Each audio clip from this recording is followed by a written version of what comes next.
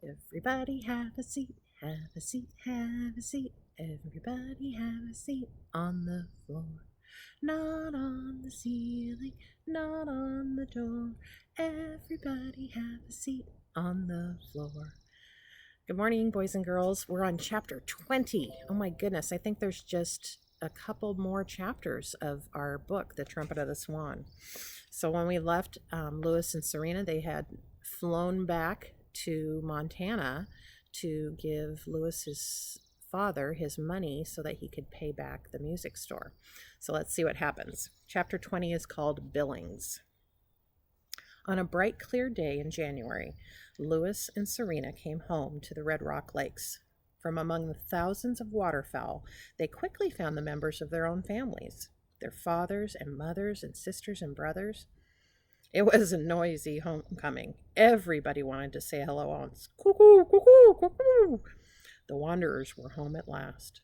Lewis's father, the old cob, made a graceful speech, rather long but sincere. Remember, his dad loves to talk. Lewis raised his trumpet and played "There's No Place Like Home, Home, Sweet Home."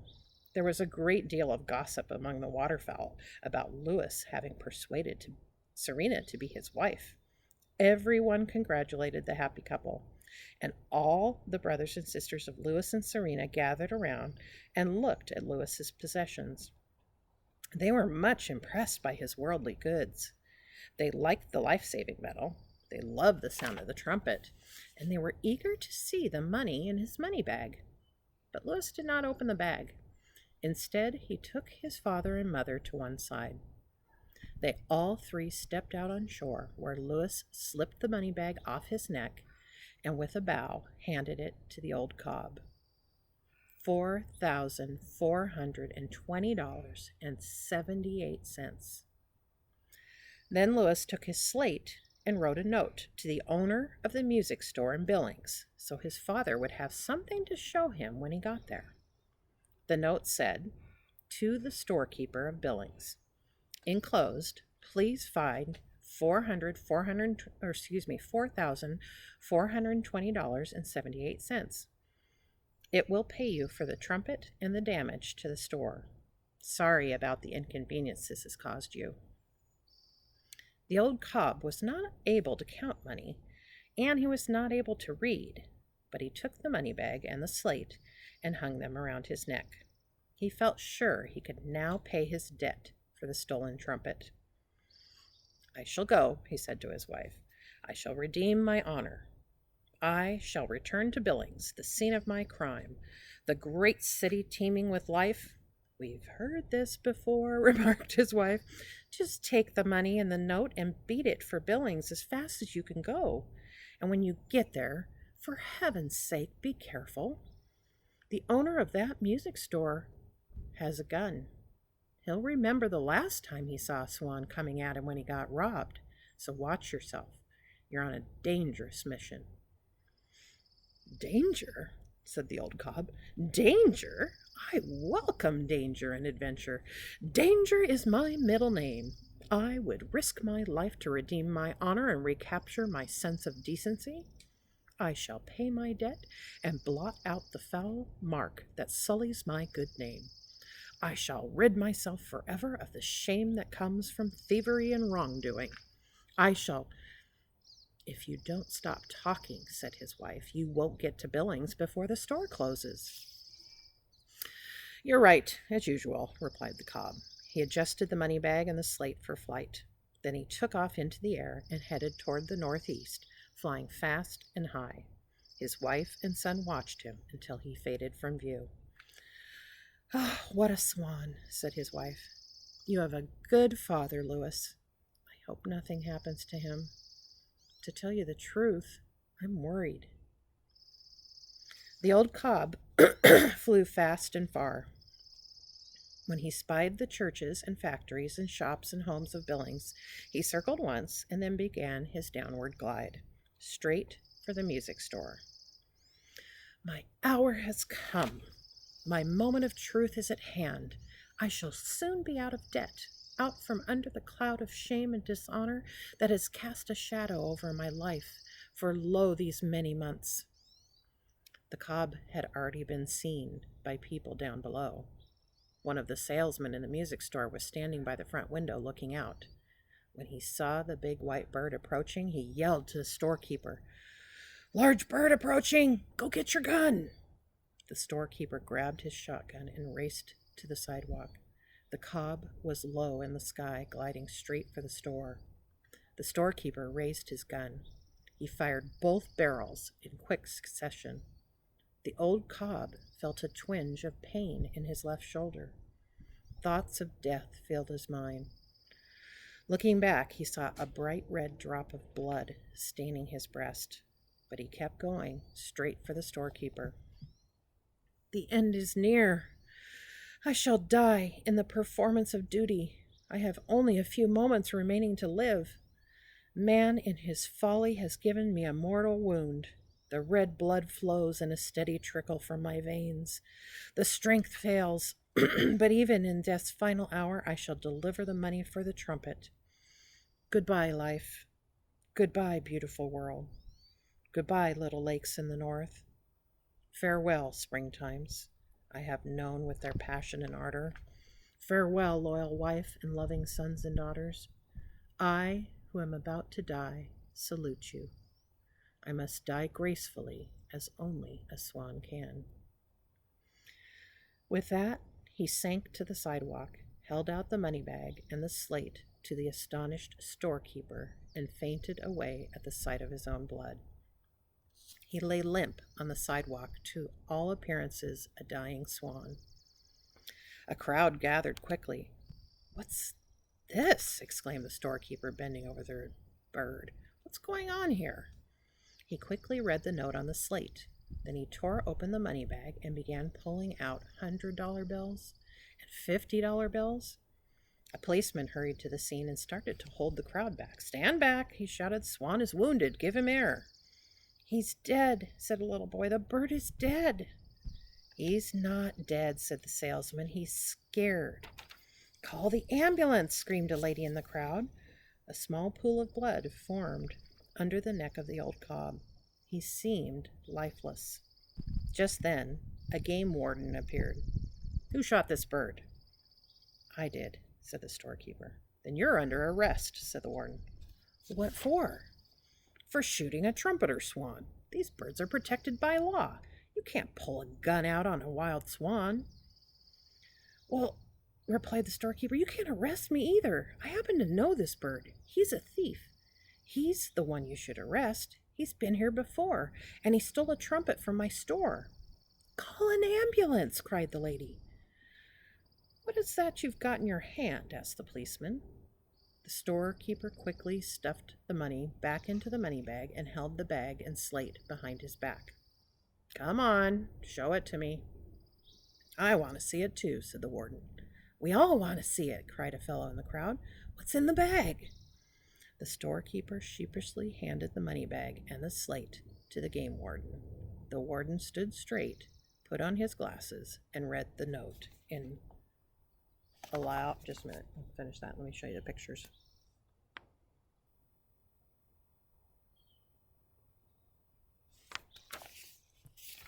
And he read the note in a loud voice. "To the storekeeper of Billings, enclosed, please find $4,420.78. It will pay you for the trumpet and the damage to the store. Sorry about the inconvenience this has caused you." At the mention of the sum of the money, the crowd gasped. Everyone started talking at once. "Call an ambulance," screamed the lady. "I'll have to take that money into the station house," said the policeman. "This is a complicated case. Anything that involves money is complex. I'll take the money and keep it safe until the matter is decided." "No, you won't," said the game warden. "The money's mine." "Why?" "Because." "Because what?" "Because the law says the bird is in my custody. The money was on the bird, therefore the money goes to me until it's all settled." "Oh, no, you don't," said the storekeeper. "The money's mine. It stays right here, or it says so right here on the slate.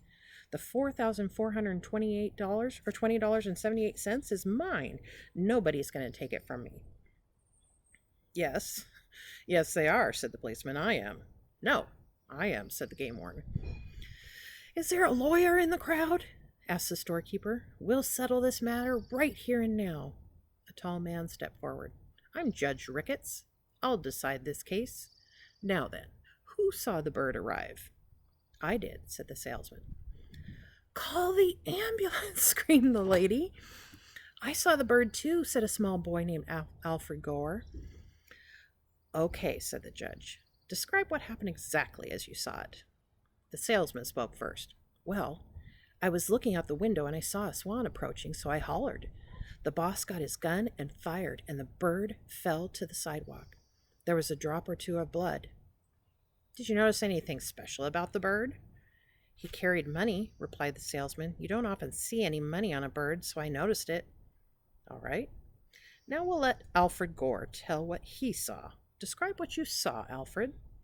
Well, said the little boy, I was very thirsty, and so I wanted to go to the candy store and get something to drink. Just tell what you saw, please, Alfred, said the judge. No, don't. It doesn't matter how thirsty you were. Well, I was coming along the street, continued Alfred, because I was very thirsty. So I was coming along the street on my way to the candy store to get something to drink. And there, up in the sky, all of a sudden, there was a big white bird right over me in the sky. And he was sliding down out of the sky like this. And Alfred held out his arms and started to imitate a bird. And so when I saw the big bird, I stopped thinking about how thirsty I was. And pretty soon, this enormous bird, he was enormous. He was on the sidewalk, and he was dead. And there was blood all over everything, and that's what I saw. Did you notice anything special about the bird? Asked Judge Ricketts. Blood. Anything else? No, just blood. Did you hear a gun? No, just blood. Thank you, said the judge. That will be all. Just then, a siren started to wail. Wow, wow, wow. An ambulance came screaming down the street. It stopped in front of the crowd. 2 men jumped out. They carried a stretcher and set it down next to where the swan lay. The old cob lifted his head and looked around. Oh, I have been at death's door, he thought, and now I think I'm returning to life. I am reviving. I shall live. I shall return on strong wings to the great sky. I shall glide gracefully again on the ponds of the world and hear the frogs and take pleasure in the sounds of night and the coming of day. As he was thinking these pleasant thoughts, he felt himself being lifted. The ambulance attendants put his slate around his neck, picked him up, laid him gently on the stretcher, and carried him into the ambulance, which had a red light whirling around and around on top of it. One of the men placed an oxygen mask over the old cob's head and gave him some oxygen. And away they drove, making a great deal of noise to the hospital. There he was put to bed and given a shot of penicillin. A young doctor came in and examined the wound where the shotgun pellet had hit him. The doctor said the wound was superficial. The old cob didn't know what superficial meant, but it sounded serious. Do you know what superficial means? It means it's just on the surface. It's not going to be a deadly wound. Nurses gathered round. One of them took the swan's blood pressure and wrote something on a chart. The old cob was beginning to feel very well again. It felt good to be in bed, being cared for by nurses, one of them who was quite pretty. The doctor washed the wound and put a Band-Aid on it. Meantime, back on the sidewalk, in front of the music store, the judge was announcing his decision. On the basis of the testimony, he said solemnly, I award the money to the storekeeper to make up for the loss of the Trumpet and the damage to the store. I am placing the Swan in the custody of the game warden. Your Honor, don't forget that the storekeeper is under arrest for shooting a wild swan. It was a case of false arrest, said the judge wisely. The storekeeper fired his gun at the bird because he was afraid his store would soon be robbed again. He didn't know that the swan was bringing money to pay for the Trumpet. The gun was fired in self-defense. Everyone is innocent. The Swan is honest. The debt is paid. The storekeeper is rich. And the case is dismissed. A cheer went up from the crowd. The warden looked sulky. The policeman looked glum.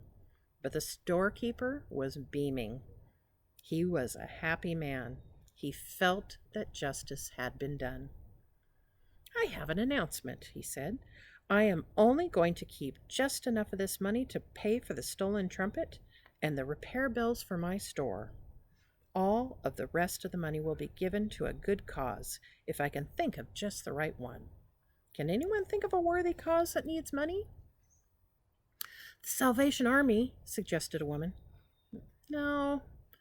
"The Boy Scouts?" suggested a boy. "No."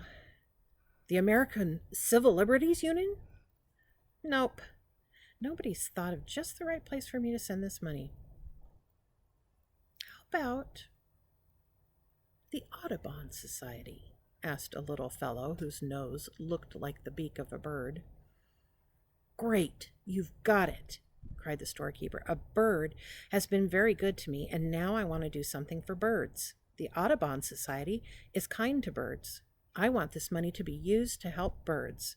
Some birds are in real trouble. They face extinction." "What's extinction?" asked Alfred Gore. "Does it mean they stink?" "Certainly not," said the storekeeper. "Extinction is what happens when you're extinct, when you don't exist anymore because there are no others like you, like the passenger pigeon and the eastern heath hen and the dodo and the dinosaur." "The trumpeter swan was almost extinct," said the game warden. "People kept shooting them, like this crazy shopkeeper, but now they're making a comeback." The storekeeper glared at the warden. "I'll say they're making a comeback," he said. "The swan that was just here came back to Billings with $4,420.78 and gave it all to me. I call that making a very good comeback. I can't imagine where he got all that money. It's a mighty funny thing." The storekeeper went back into his music store. The policeman went back to the station house. The judge went back to the courthouse. The game warden walked off down the street toward the hospital, and Alfred Gore, who was still thirsty, continued his journey to the candy store. All of the rest of the people wandered away. At the hospital, the old cob lay peacefully in bed, thinking beautiful thoughts. He felt thankful to be alive and relieved to be out of debt. It was getting dark. Many of the patients in the hospital were already asleep. A nurse came into the cob's room to open his window. When she came back in a few minutes to take the cob's temperature and give him a back rub, the bed was empty. The room was deserted. The cob had jumped out of the window, spread his broad wings, and headed for home through the cold night sky. He flew all night, crossed the mountains, and arrived home soon after daylight, where his wife was waiting for him. "How did it go?" "Very well. An extraordinary adventure. I was shot at, just as you predicted. The storekeeper pointed a gun at me and fired. I felt an agonizing pain in my left shoulder, which I've always considered the more beautiful of my two shoulders. Blood gushed from my wounds in torrents, and I sank gracefully to the sidewalk, where I handed over the money and thus regained my honor and my decency. I was at death's door. A great multitude of people gathered. Blood was everywhere. I became faint and passed out with dignity in front of all. The police arrived, dozens of them. Game wardens flocked to the scene in great numbers, and there was a tremendous argument about the money." "How did you know all of this if you were unconscious?" asked his wife. "My dear, I wish you wouldn't interrupt me when I'm telling the story of my trip. Seeing my grave condition, someone in the crowd summoned an ambulance, and I was taken to the hospital, where I was put to bed. I looked very beautiful lying there, my black bill contrasting with the snowy white sheets. Doctors and nurses attended me and comforted me in my hour of suffering and pain. You can judge how serious my wound was when I tell you that one of the doctors examined it and said it was superficial. It doesn't look bad to me, said his wife. I think you just got nicked. If it had been bad, you couldn't have flown back so soon. Anyway, superficial or not, I'm glad to see you home safe. I always miss you when you're gone. I don't know why, but I do. And with that, she placed her head across his neck and gave him a slight nudge. Then they had breakfast and went for a swim in an open place in the frozen lake. The cob pulled his Band-Aid off and threw it away. And I think when I read to you again on Friday, it's going to be the last chapter. So we're going to have some closure to this book. But don't worry, because I have one more book that I was hoping to read to you before the end of the school year. So and I think you'll like it. But have a good day. Work hard. Be kind to your family. See you soon.